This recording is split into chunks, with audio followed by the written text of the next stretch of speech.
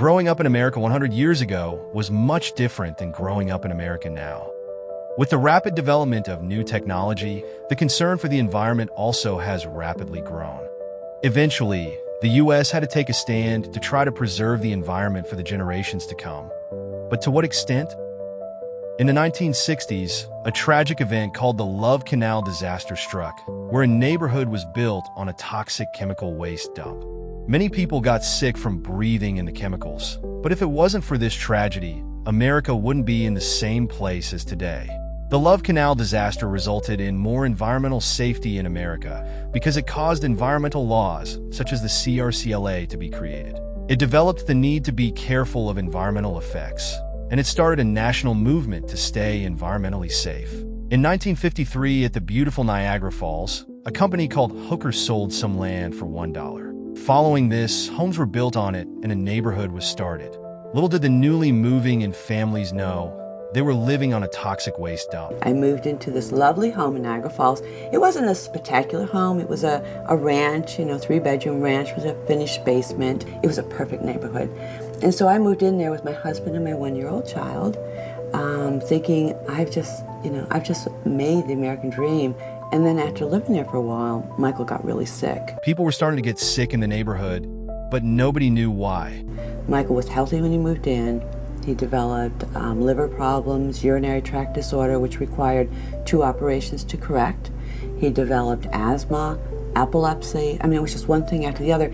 And I did not know about Love Canal. Nobody told me when I bought that ideal home in the ideal community that there was 20,000 tons of chemicals underneath the school that my son would eventually be attending. Eventually, news started to get out about these chemicals that were underneath the ground of that neighborhood in Niagara Falls. From 1947 until 1952, the Hooker Chemical Company used the Love Canal section of Niagara Falls as a dumping site for toxic waste. President Carter declared a state of emergency today in the Love Canal area of New York's Niagara Falls, where toxic chemicals were discovered oozing from the ground. The news about the Love Canal was slower to spread than you might think, but the word slowly got out. And so Michael got sick and sicker, and I kept taking him to the doctor and asking the pediatrician, and he had no clue. It wasn't until I picked up the newspaper one day, and there was a series on hazardous waste done by Michael Brown in the Niagara Falls Gazette, and I looked at it, and it talked about 20,000 tons of chemicals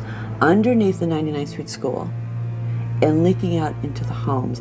And they had a list of all these different chemicals in there, and so I took it over to my brother-in-law, who worked at SUNY Buffalo, the university there. He's a biologist.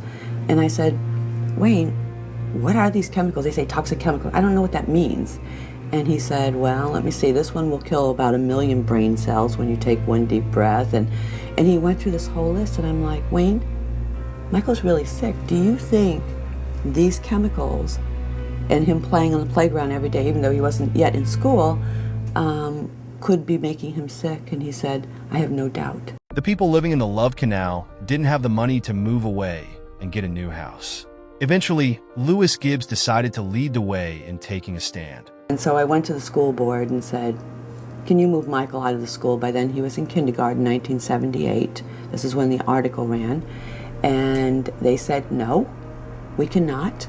Because if we move Michael Gibbs because of the potential threat, we have to move all 407 children. And I'm like, yeah, you need to move all 407 children. We're not going to do that. And then I started to go door to door to my neighbors and said what I found. The city government was not moving. The county government shut the door in my face. The state government shut the door in my face. And obviously the school board, Dr. Long, who was the superintendent of schools at the time, slammed the door in my face. And so I did a petition and went door to door and said, look, do you have problems with your kids? I think it's related to the school. The Love Canal Homeowners Association was created for homeowners in the Love Canal to protest. I lost a baby before it was even born. My next door neighbor had a stillborn. Her son is sick. Her son is sick. People living in the Love Canal decided to make a stand against the situation.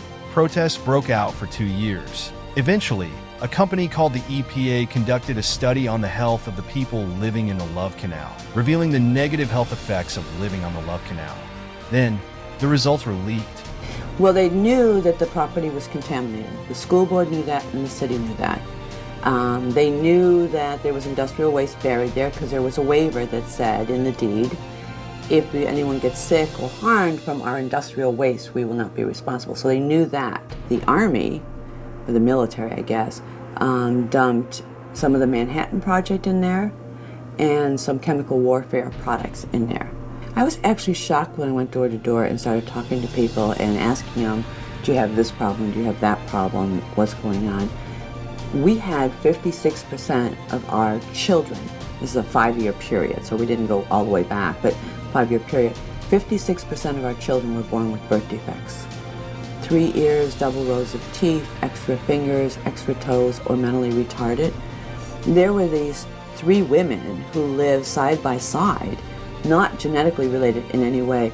All 3 of them had children born with the exact same birth defect, which was the children didn't have a hole in the top of their skull when they were born, so their skulls can't grow, and obviously their brains can't grow. They could correct it with surgery, but it was just, you know, those kind of stories when I went door to door. We had a 21-year-old who died of crib death. I don't think so. I mean, some of this stuff was just, we had a young girl who was 12 years old who had a hysterectomy due to cancer.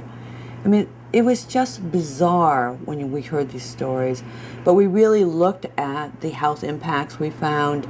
During that same study period, there were 22 women who were pregnant at the time of the study, and only 4 babies were born normally. The other pregnancies ended in miscarriages, stillborn babies, or birth defected children. High rate of urinary disease. I mean, the list goes on. We know there's over 200 chemicals that they have found, but how much of the Manhattan Project, how much chemical warfare stuff, what kind of exotic chemicals are there, is really no one really has a real good handle on. And the other thing that's really kind of scary is that you don't know what chemicals are there that were created from the chemicals that were buried there.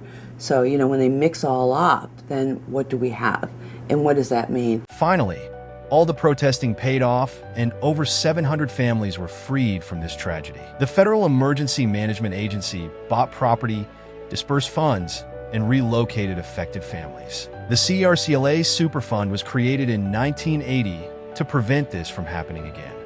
It created a tax on the chemical and petroleum industries used to clean up hazardous waste. It also allowed the federal authority to respond directly to releases or threatened releases of hazardous substances that may endanger public health or the environment. Over 400 toxic waste sites were abolished because of the Superfund. The Love Canal was much too big to destroy, so it was surrounded by clay and a drainage system.